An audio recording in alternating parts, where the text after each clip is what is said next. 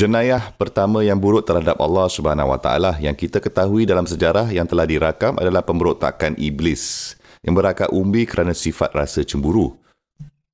Tunggu, dia diperbuat daripada tanah liat. Mengapa dia mendapat perhatian? Di situlah ia bermula.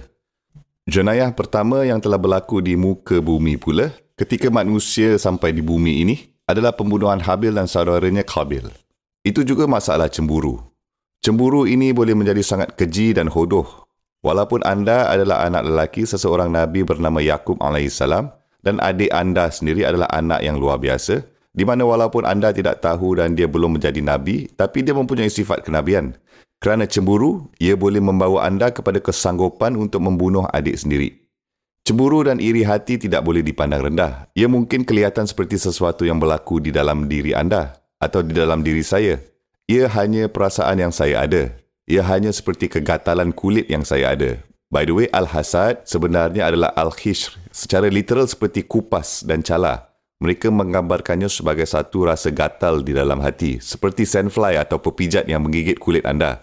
Dan anda mahu terus mengikisnya, menggarunya. Dan semakin banyak anda mengikisnya dan semakin banyak anda garu, semakin teruk ia jadi dan boleh luka. Anda sepatutnya mengabaikannya atau membiarkannya berlalu. Perasaan itu mungkin datang tetapi anda harus membiarkannya berlalu. Itulah sebenarnya hasad. Al-Hasan radhiyallahu anhu berkata, "Aku tak pernah melihat sesiapa pun yang melakukan kesalahan yang kelihatan lebih seperti mangsa daripada seseorang yang cemburu." Anda tahu, seseorang yang melakukan kesalahan mempunyai mangsa. Tetapi dalam kes ini, pelaku kesalahan tersebut adalah mangsa. Itulah yang dia katakan. Dia ni orang yang salah. Dia cemburu tapi dia sendiri adalah mangsa. Inilah sebabnya mengapa dalam salah satu surah yang luar biasa untuk mencari perlindungan Allah Subhanahu Wa Taala, kami meminta perlindungan seseorang yang bertindak cemburu. Wa min syarri hasidin iza hasad. Kami meminta perlindungan dari kejahatan orang yang iri hati, terutamanya pada masa itu bahawa dia sedang menunjukkan iri hatinya. Pada masa itu. Ini adalah perkara yang sangat serius. Ia boleh menyebabkan beberapa masalah yang sangat serius dalam hidup saya dan hidup anda. Dan saya mahu mengira untuk diri saya sendiri dan mungkin menyegarkan fikiran saya jenis-jenis keberkatan yang mungkin saya telah lepaskan kerana saya menjadi mangsa cemburu. Ketika saya sendiri tidak dapat berhenti berfikir tentang apa yang orang lain ada atau apa yang saya mahukan untuk orang lain. Hanya untuk menjadi jelas, sebenarnya tamanni zawalin nikmah bidunihi. Kamu berharap agar orang lain tidak lagi memilikinya.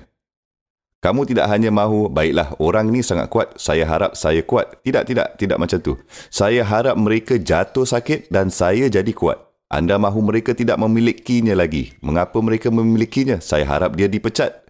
Bukan sahaja, baiklah dia mendapat promosi, saya harap saya mendapat promosi suatu hari nanti. Tidak. Saya harap dia dipecat dan saya dapat promosi. Itulah hasad.